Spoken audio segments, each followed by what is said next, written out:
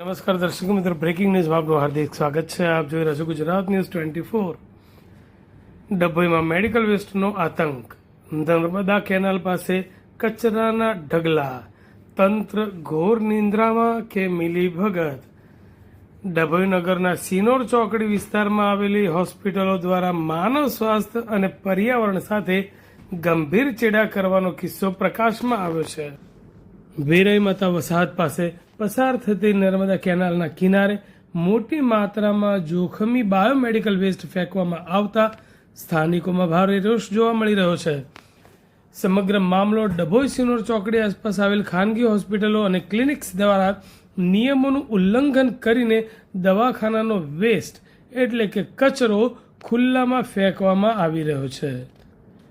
ઇન્જેક્શનની વપરાયેલી સોય અને સિરિંજ, ગ્લુકોઝના ખાલી અને અડધી ભરેલ બોટલો, દવાની એક્સપાયર થયેલ પટ્ટીઓ અને અન્ય મેડિકલ કચરો ખેડૂતો અને રહીશોના જીવ જોખમે આ કચરો માત્ર જમીન પર જ નહીં પણ હવે તો નર્મદા કેનાલના વહેતા પાણીમાં પણ જઈ રહ્યો છે. આ મામલે ગંભીર પ્રશ્નો ઊભા થાય છે. ખેડૂતો આ કેનાલના પાણીનો ઉપયોગ સિંચાઈ માટે કરે છે. જો પાણીમાં ઝેરી દવાઓ ભળશે તો પાક અને જમીન બંને બગડશે અને રોગચાળાનો ભય ફેલાઈ જશે. મેડિકલ વેસ્ટના કારણે આસપાસના રહેણાંકમાં ભયંકર દુર્ગંધ ફેલાઈ રહી છે. વરસાદી માહોલ કે પવનના કારણે આ ચેપી કચરો ગંભીર બીમારીઓ અને રોગચાળો ફેલાવી શકે છે. જવાબદારી કોની? અને કોઈ પશુ કે બાળક આ કચરાના સંપર્કમાં આવે અને જાનહાનિ થાય તો તેનો જવાબદાર કોણ રહેશે? નગરપાલિકા અને આરોગ્ય વિભાગ સામે સવાલો. સ્થાનિકોમાં એવી ચર્ચા છે કે શું તંત્ર અધિકારીઓ આ બધું જાણતા હોવા છતાં બાય આંખ આડા કાન કરી રહ્યા છે કે શું?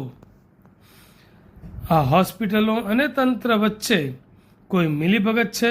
નગરપાલિકા કેમ તપાસ કરીને આ હોસ્પિટલોના લાયસન્સ રદ નથી કરતી? આરોગ્ય વિભાગ કેમ કોઈ મોટી હોનારતની રાહ જોઈ રહ્યું છે? લોક માંગ એવી છે કે ડભોઈ જનતા કહે છે કે આરોગ્ય વિભાગ તાત્કાલિક અસરથી આ કચરાના જથ્થાની તપાસ કરે, તેમાં રહેલ લેબલ, બેચ નંબર પરથી હોસ્પિટલની ઓળખ કરે અને જવાબદારો સામે કડકમાં કડક દંડનીય કાર્યવાહી કરે.